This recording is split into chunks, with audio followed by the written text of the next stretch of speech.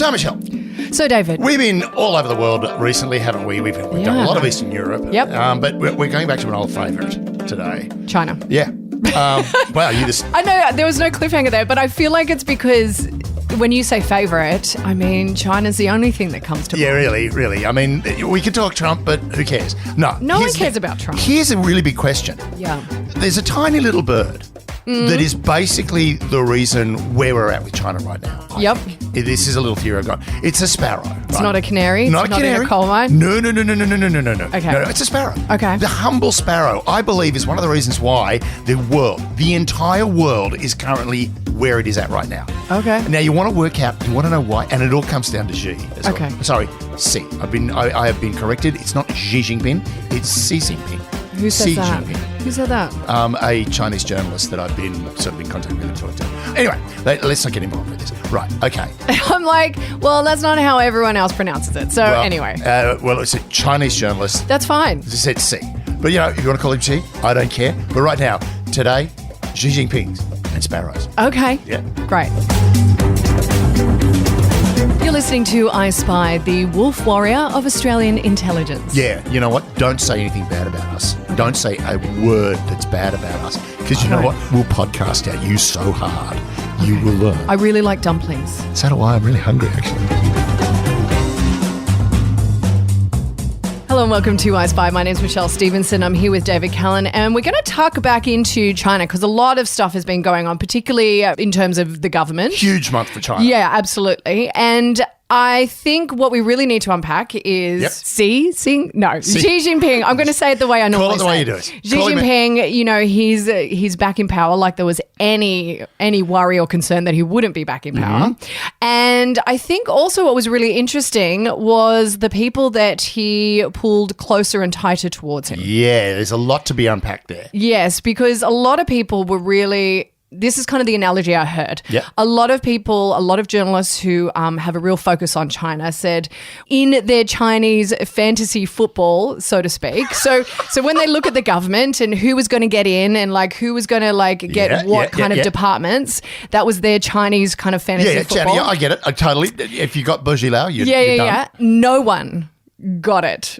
No one. No. Because basically all the rules got thrown out the window. Totally. Because apparently when you reach a certain age, you retire. No, that didn't happen. Yep. They're older and they're in. The basic story was after Mao, right? Yes. So after Mao Mao had been the great leader, the great helmsman, they called him. Yep. Now, Mao had, once he died, around 1976, I think it was not a good time to be in the Chinese Communist Party. There was a lot of factional infighting. Yeah. There's a lot of trying to find who's going to be the new chairman. And then I believe it was Deng Xiaoping who eventually took control of the situation. Now, the problem being that there was all of this factional fighting.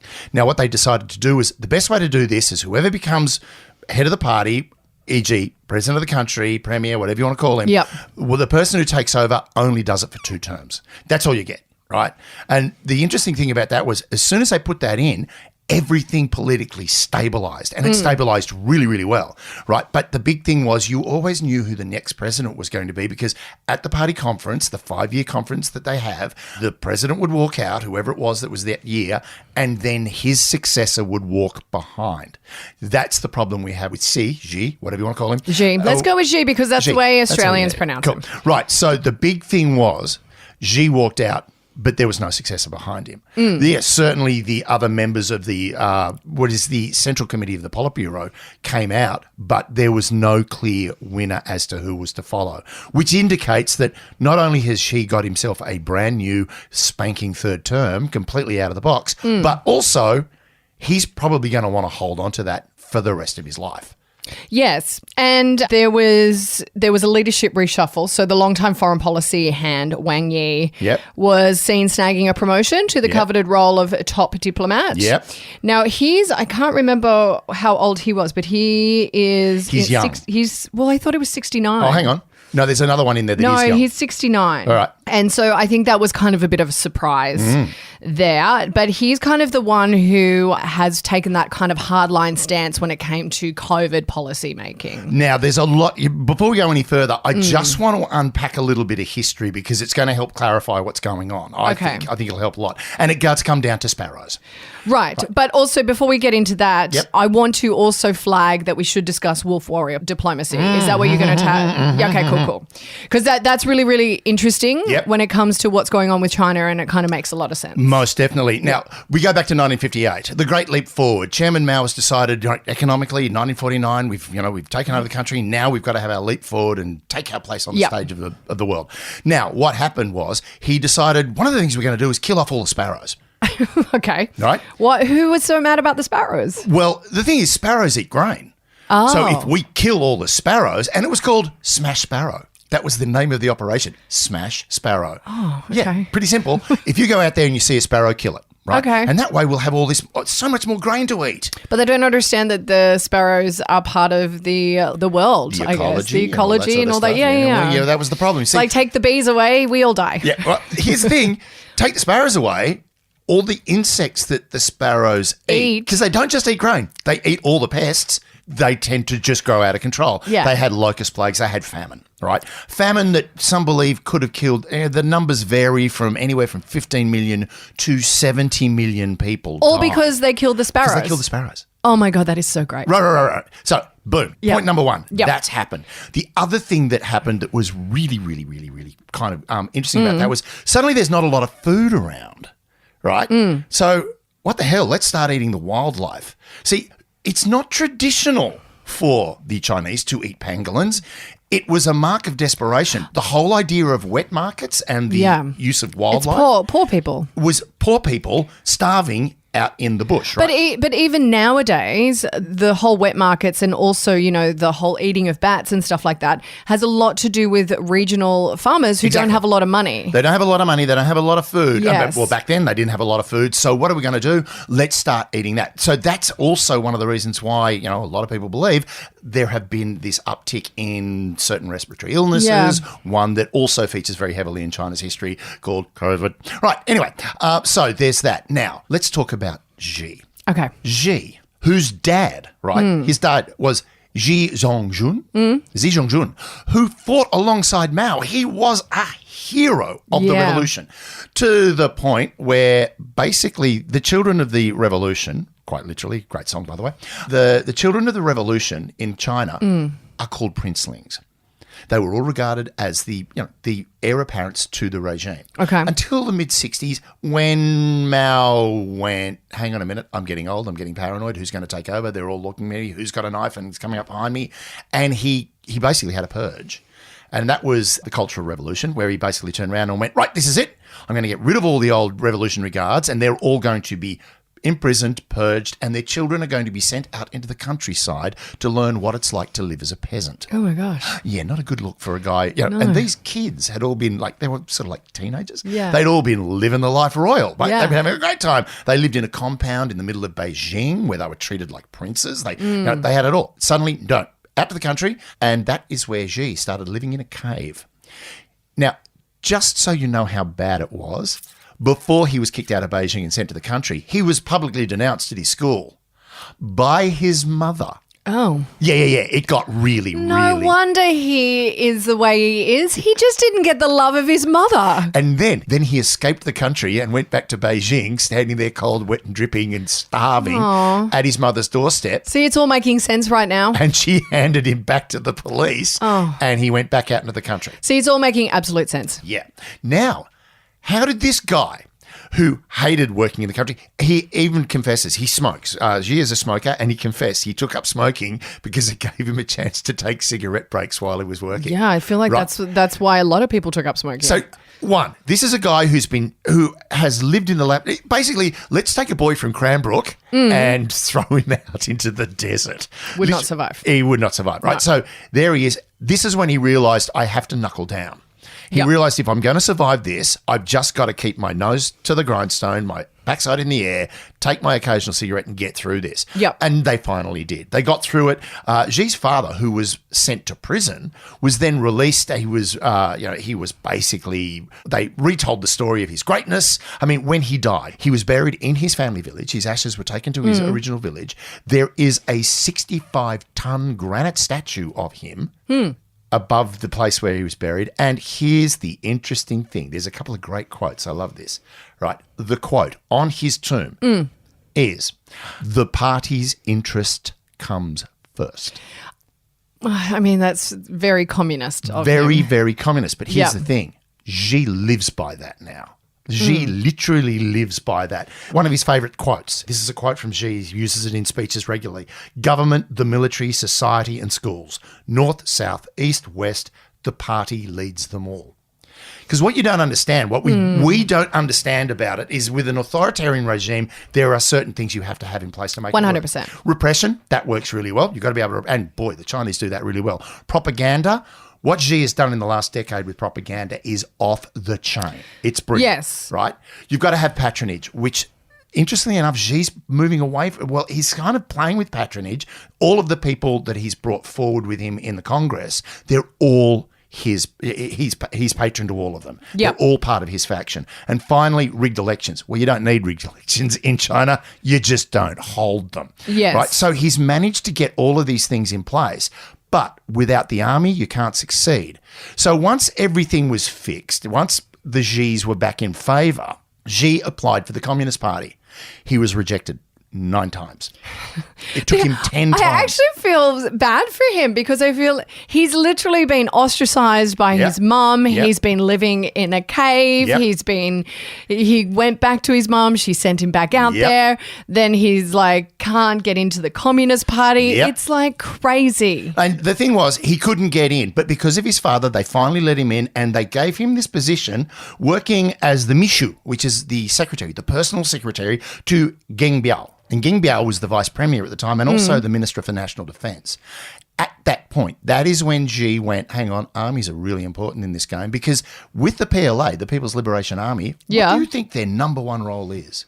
What is the number one role of any national army? To protect? To protect the country. Yeah. No, not for the PLA. Okay. The PLA's number one aim is to protect the party. Oh. Right. Now, the party's not a small party. There are 100 million members of the Chinese Communist Party. Right. Right. So it's a big party.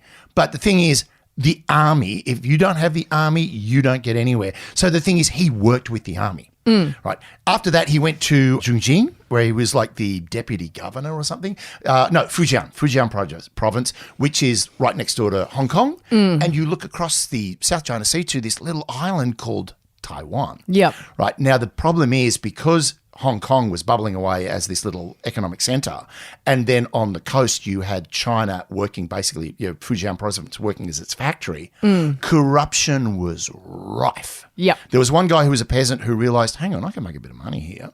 He got to the point where he was running a hotel that if you were a party member, you would be invited to the hotel. You'd have dinners with bottles of wine worth thousands of dollars. There would be prostitutes upstairs waiting for you. You did not pay us a penny for this. It was kickbacks galore. And then basically the party went, we need to clean this up. Who are we going to send? Xi. Right. And that's when his game really kicked in. He is such an anti-corruption maven. He's such a hawk about corruption. Now, you totally look at him and go, well, he's probably really corrupt as well. Not really. Well, but mind you, I feel like communism is kind of a form of corruption in terms of how you lead. Yeah. Because it's not democratic, so therefore it's whoever is the strongest of will kind of leads. Yeah. Now, the other reason... That is a form of corruption in some way, I would say. Look, well, basically every political system really has... Oh, yeah. But corruption is so endemic Yep. in China. Well, it was. At the moment, it's been knocked out because Xi's big thing is tigers and flies. Right. He doesn't just want to get the big guys. He wants to get the guy that says, no, you need to give me $20 if you want to get this parking spot. Any form of corruption from a local official right up to, and this is the big change, the very top of the party. It was basically regarded that, go after corruption, but leave the upper echelon of the party alone. Xi's gone, no. And it came down to one of his great rivals, Bo Xilao. or Bourgilai. Now, Bourgilai was incredibly charismatic provincial leader, made great speeches, great sense of humour, handsome guy, rock star good looks. You name it, this guy was a complete package. Until he and his wife were involved in the murder of a British businessman. Allegedly his wife poisoned him. Right. And also, Bourgilai has been involved in corrupt practices. Bourgilai is currently in prison and will never get out, right? And everyone was like shocked. Yeah. Because it was like, Bourgilai, he's the obvious choice. And then when the party went, oh, let's pick Xi, a lot of party officials were like, he's not much of a leader. He's not a charismatic guy. He's cute.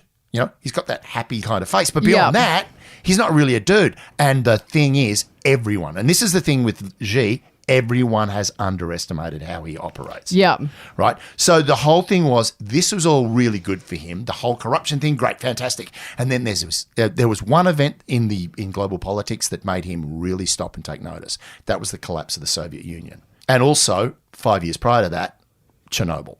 Right. Chernobyl was one of the real nails in the communist coffin, right? It absolutely screwed Soviet communism, right? It basically, and then the corruption inherent in the Soviet system basically meant that it couldn't sustain itself. It collapsed, and we have what we have now in Russia. Now, Xi saw that and also realized, we can't let that happen here. We can't let that happen in China, because Russia of what? I think it's about 400 million people. It's not even that. I think it's about 300 million. It's about the size of the USA.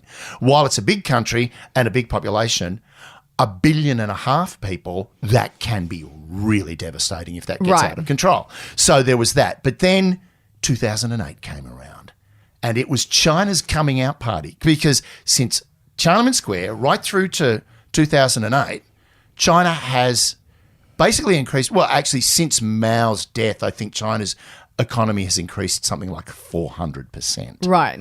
It's an incredible amount that it's increased. And the whole thing was, they had their coming out party, and that coming out party was the Shanghai Olympics. Right. Remember that? Yes. Remember how cool it was? How clean everything was? How everything was absolutely spick and span and all the grass was green? Yeah. Because it was painted that way? Yeah. Xi did it. Right. That was Xi, right? And that was the thing that really cemented him in the party as being the guy that gets shit done. Getting Xi done, right? Now, the whole thing was, ever since 2008, it's basically been a fait accompli that he'd take over the party, right? There's never been any doubt. And now it's at the point where he has so controlled the party, knowing full well the way he thinks, the party is the thing that runs the country, everything to the party, right? The other quote on his father's grave is, he fought all his life. He was happy all his life. Right? The whole idea was he gave everything to the party. He died for the party. He was happy about it, even when he was in prison. This is for the party's good. It gives him purpose. Right, gave him purpose. Now, with Xi's taken all of these lessons. Yes. And I will recommend right now, it's a fantastic podcast called The Prince. It's from an economist journalist by the name of Su Ling Wong. And it is, if you really want the detail, because we can't cover the detail in one episode. No. The guy is a freaking machine. Yeah, and it comes across in the way he presents himself and his country, and that's kind of where this whole idea of wolf warrior diplomacy kind of came from. Yeah. Which is the diplomacy that came into fruition under Xi. So it's an aggressive style of coercive diplomacy, and it's what's been adopted by all the Chinese diplomats. Now, the approach is kind of in contrast to prior Chinese diplomatic practices, which is really interesting. And that's kind of like where I think Australia has been having these issues, because it's all from this kind of wolf warrior diplomacy. So it's kind of emphasizes the avoidance of controversy and the use of cooperative rhetoric. Yeah. So basically, as an Australian, if we say anything that goes against them, they're not going to sit down and take that anymore. No. Whereas before, they probably would not have done anything. But this is the thing with China right now, is China has basically turned around, and let's be honest, the West wrote China off. They made a huge mistake back in the early 20th century when they went, well, it's China, don't worry about it. And Russia invaded them, Japan invaded them, America ignored them. The English and the Americans, everyone's had a piece of China. Yeah. And the thing is, China to my mind, China was, and always will be the end game for a diplomat, for an intelligence officer, for a businessman, because that's the biggest market in the world. Yes. Right? So the thing is, the Chinese, they were written off as, and we, look, let's be honest, the racism in Australia is very much along the lines of, oh, Chinese, whatever the heck. Yes. It doesn't matter if we get in a fight with them. Even if there's a billion of them, there's only 20 of us. We'll win. But I think we weren't prepared for what Xi Jin Ping had kind of enforced on his diplomats, which was this wolf warrior diplomacy, which is, by its very nature, it's meant to be confrontational and combative. Its proponents loudly denounce any perceived criticism of the Chinese government and its policies on social media and in interviews, as well as using physical violence against protesters and dissidents. Now, there is that whole thing that there is supposedly PLA operations going into foreign countries and basically, walking up to the diaspora and going, shut up or we'll take you out. Or better yet, shut up or your parents back home are going to find it really unpleasant to live. Well, interestingly, the US Justice Department has just charged 13 people with spying for China. Now, 7 of them, they were charged with attempting to forcibly kidnap a Chinese national. Because so basically they're forcing a lot of their Chinese nationals back into the fold. Yep. Well, it's also, we want you where we can keep an eye on you and control the narrative that you're putting out. Yes, exactly. That's the real, again, that comes down to that propaganda arm of the authoritarian regime where I am going to control the story that gets out. Yes. Now, the US is also considering extending existing Chinese export controls on a few things. So I listened to a very interesting podcast on this. It was by a really well-known economist, and he was saying what we don't realize, particularly with the Chinese government, like everyone's so concerned about TikTok, right? Like because the Chinese can have access to your data. They can fish. But what he was saying is like, don't be so caught up in the yes, we do have concerns about TikTok, of course, but what the Chinese are doing, they're putting chips, like 5G chips into everything, like your toaster and your kettle, and this is where we're going. And he's like, so eventually this is going to be an extension of their listening capabilities. So they're going to have access to your home through the toaster, through the kettle. And he's like saying what we need to do is we need to start producing our own electronics. And I know that this sounds really crazy, but this is where we are headed. We should be thinking along these lines. Oh, totally. Right. This is one of the things we've done. And again, it comes back to Shanghai. It comes back to the incredible economic evolution that they've had in the last 20, 30 years. China, when I worked for ASIO, it was of concern, but it wasn't the big target. No. Right? The big target really was the Soviet Union. Yeah. And China was regarded as sort of like the sidekick, right? Now, China is the game, all right? And we have literally given them the game. We've given our manufacturing to them. Xi always talks about the wall of steel, right? Yeah. We now have a wall of steel that we'll use to protect our country. The problem with that is we gave them that steel. Well, we sold it to them. Well, Gina Reinhardt and Twiggy Forrester sold it to them, and one day they might pay some tax, but who knows? They might sponsor a netball team. Oh, no. Oh, pity that. Anyway, right, the whole thing is we've given them the game. Now, that idea of a 5G chip in your toaster, people are going, oh, so what? Right, here's the great thing. The bugs that were developing as I was leaving the organisation were things like, basically, it was a SIM card attached to an audio device. That's not a lot of technology. It's not a big footprint to create. Now, if you then embed that chip in a circuit board plus the audio device in a circuit board, sure, you can turn your kettle into a bug. If you're boiling water, it's going to be as noisy as shit. But the bottom line is that is now an active device, and all I've got to do is work out the bug.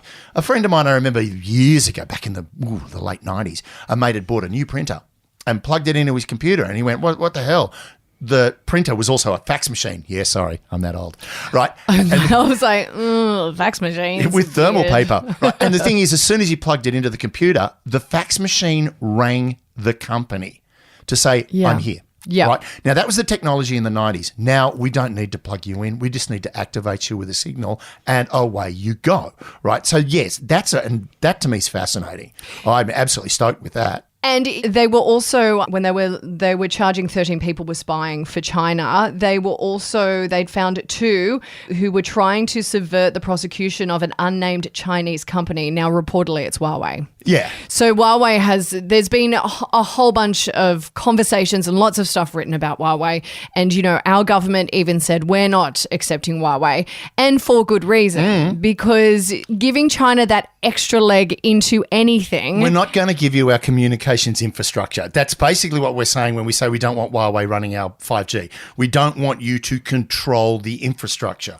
Do you want to actually be a part of the infrastructure? Yeah, we'll probably let you in. But if you want to own the infrastructure, we just can't afford that. Yes. Now, all of this stuff that the Americans have done with some Chinese spies has kind of had an effect now. So a major Chinese chip maker has now asked its American employees to leave the country. Yeah. So, you might think that this is pie in the sky nonsense when we talk about chips being in toasters and kettles and stuff like that. But now you've got the Chinese saying we don't want Americans in our chip making facilities. Well, here's an interesting thing about it as well. The province where the Uyghurs are. Yep. And I'm really sorry for not having my geographical knowledge. Be better. Just be better. Yeah, be better. Sorry, I should have made a note. Yeah. Right. If you have a factory up there, if you're making chips, clothes, furniture, whatever, right? If you have something up there, you're not allowed to visit it.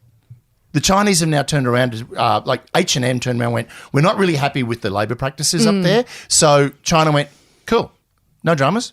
Then they turned around to the population and went, H&M's a really evil company and you probably don't want to buy their gear, and their market shut down in China.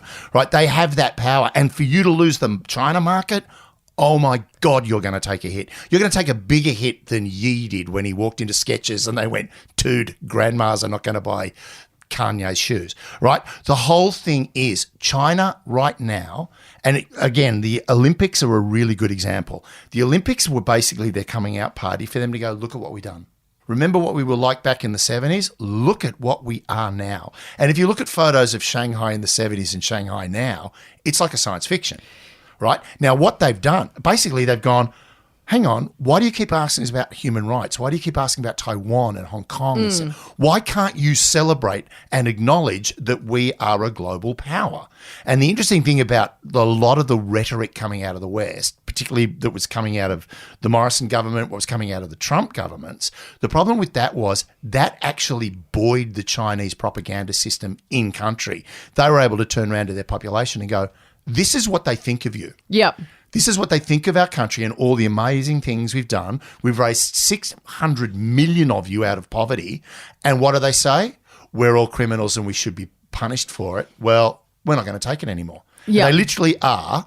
They've literally stuck their head out the window of the planet and gone, we are as angry as hell and we're not going to take it anymore. Yeah, and also, as we've spoken many times about the Chinese, particularly the Chinese government, they don't see 4 years ahead. They see 50 to 100 years ahead. Yep. So a lot of the stuff they're doing now is paving the way for their succession, which may take 20 years. They're playing this long game, and we speak about this all the time, but it's actually incredibly true. And also another thing that I just want to touch on as well, Please. in terms of Xi Jinping and his control on, kind of companies and stuff like that, he had real issues with Alibaba, which was like a tech company over there. It's Alibaba's kind of their version of Amazon. Yeah, exactly. Yeah. And because Alibaba had upset him, he tightened his grip, and, their shares are quite low, and, they've been into all sorts of troubles. Wasn't there prosecution of the founder? Yeah, so they've been in all sorts of troubles. Now, interestingly, Alibaba and Tencent, which are both they're big tech companies, the shares on them had plummeted off the back of Xi Jinping getting a third term. Well, if you've crossed him, this is the thing. You cross him at your peril. Personally, I probably won't be going to Shanghai anytime soon after this episode. No, I don't think anyone is. But we can't anyway because of fucking COVID bullshit. Well, that's a really interesting thing as well. The whole COVID thing. But here's the thing. There's a couple of things that came out of, again, having done the research, with their COVID zero policy, right? One, Xi's gone, COVID zero. That's it. Well, but a lot of it has to do with the fact that he said that we are going to do COVID zero, and now it feels like he's come so far, he needs to save face. He can't back down. Right? Now, there's that. The other thing as well is, and it all came down to Hong Kong. Hong Kong had one of the most stringent lockdowns. Yes. And then when it came out, suddenly they had it again, and they were really worried that it was going to get across into mainland China. Now, the thing about that is mainland China had, 100 million senior citizens that weren't vaccinated. Now, one of the things was China turned around and went, we don't want to do AstraZeneca, we don't want to do Pfizer, we're going to have our own, which I believe is called Sinovac. It's not exactly as effective, right? And a lot of the Chinese population turned around and went, well, if only 2% of the population are in lockdown, if it's only Shanghai or, Huaxin or one of the cities that's in lockdown and not all of us, we don't really need to bother. And, that vaccine, it's not really that great. We're not going to do it. So there's an incredibly low vaccination rate. Yeah. And because they got a low vaccination rate, they can't afford to let it out. No. Right? Whereas Australia, for whatever reasons you want to bring up, we went through our lockdown period. We're now heavily vaccinated. There's all these reports coming out about what's gone wrong in Otago and blah, blah, blah, and whatever. Because we've had a high vaccine rate, we can move around together and it will not have an impact. But if China has got a low vaccine rate, that's a lot of people to get sick. Yeah, and I think it's going to happen whether they like it or not. Otherwise, they're going to stay very closed a very long time. And I don't think that that's a practicality because what we're already seeing is Chinese population railing against these rules and regulations. Like for them to even be accepted or allowed to go shopping, they have to have a COVID test. So you see like these lines that are like days long just to get a COVID test so they can go to a store. It's really bizarre. But here's the interesting thing about that, and that was another point that's been raised, is the fact that, yes, you're under a very strict area and you can't get, you're locked down. But here's a really interesting point. But look at what happened in America. Look at what happened to those decadent people. Bodies on the streets, people. And the Chinese... But that was like a million years ago. But when you control the narrative... Of course they control the narrative. Right? So the fact is, a lot of the Chinese are going, I'm really unhappy about this. I don't think that that's true. I think the Chinese people are smarter than that. I think there comes to a point where they can't even go grocery shopping without a test that they're going to rail against the government. Government, the military, society and schools. If you control the narrative through all four of those... But I think on this particular thing, I think they're having a lot of issues. And I think if they continue this hardline stance, it's just going to spell trouble for them. Well, that's the interesting point is how long can they sustain it? They can't. It's unsustainable. Right? But at the moment, with the control Xi has over all the elements, he literally is running the board. He is in a really good, strong position to basically crack it down and crack down hard. He's got the military on side with that army, and it's not a small army. It's now the biggest navy in the world, right? Admittedly, they don't have as many aircraft carriers as the US or probably as good at technology, but goddamn, they're close, right? The thing with the COVID lockdowns is they simply cannot unlock until they have some way of ensuring that there is a form of immunity running through the population. I mean, the conspiracy theorist in me is like, they know something we don't because they created it. Anyway, let's end it on that. Don't worry, there's a lot of people that think that. Look, and I don't disagree. I will argue pretty much that I do not believe it was a man-made thing. Oh, I do. I think there is some very legitimate ideas around. Let's do it. You know what? Let's do an episode on this. Because it was actually created in a lab. So let's do an episode on this. I really want to see the evidence on this. Okay, you and I debate this. We're going to debate. All right, ladies and gentlemen, maybe not the next episode, but very soon there's going to be a full-on debate. We're going to have an adjudicator. The great COVID debate. Great COVID debate. All right, I'm going to gird my loins for this. I'll be Sky News, you be ABC. Let's do it. Oh, God, does that mean I've got to be Norman? Okay. Done.